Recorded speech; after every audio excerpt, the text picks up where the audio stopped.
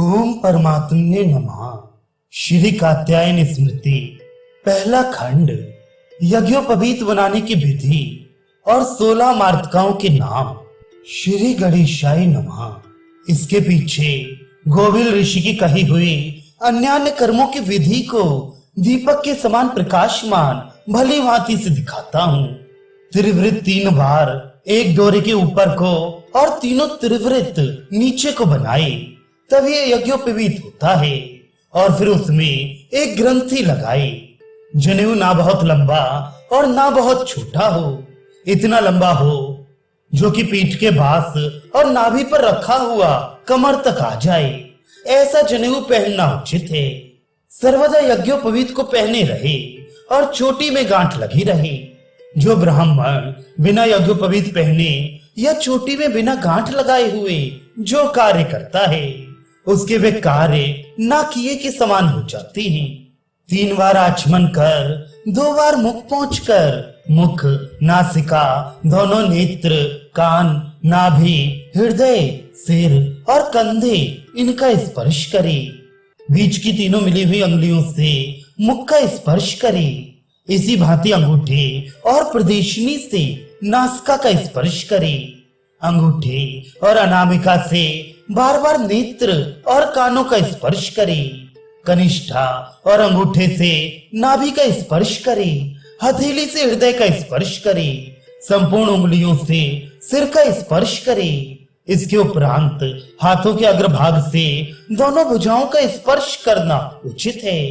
जिस स्थान पर कर्म करने की शास्त्र की आज्ञा हो और करने वाले का अंग ना कहा हो, उस स्थान पर दाहिना हाथ जो संपूर्ण कर्मों को पूर्ण करता है, उसको जानना उचित है।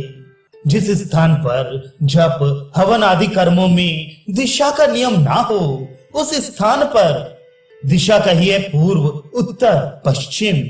जहां ये नियम भी नहीं है कि खड़ा हुआ या बैठकर या झुककर बैठ के उस कर्म को करे, वहां उस कर्म को बैठकर कहे।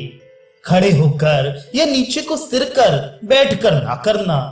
गौरी, पद्मा, शची, मेधा, सावित्री, विजया, जया, देवसेना, स्वधा, स्वाहा, मातर, लोकमातर, धृति, पुष्टि, तुष्टि और आत्मदेवता, जिनमें अधिक गणेश हैं, इन 16 मार्तकाओं को नांदी मुख श्राद्ध जो पुत्र के जन्म आदि में किया जाता है, उसमें पूजे और यत्न पूर्वक संपूर्ण कर्मों में इन मार्तकाओं की पूजा करें।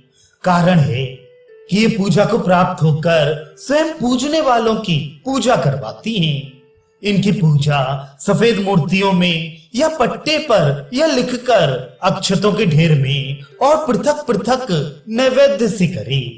दीवार पर लगी हुई घी से 7 धारा या 5 धारा कराए। वे धारा ना बहुत नीची और ना बहुत ऊंची हो। उन कर्मों की शांति के लिए सावधानी से आयु को बढ़ाने वाले मंत्रों को जपे। इसके उपरांत भक्ति पूर्वक 6 पितरों के उद्देश्य से श्राद्ध प्रारंभ करे। श्राद्ध में पितरों के बिना पूजा किए हुए वेदोक्त कर्मों को ना करे। यहाँ भी यत्न सहित सबसे प्रथम माता षोडश मार्तिका पूजनीय है।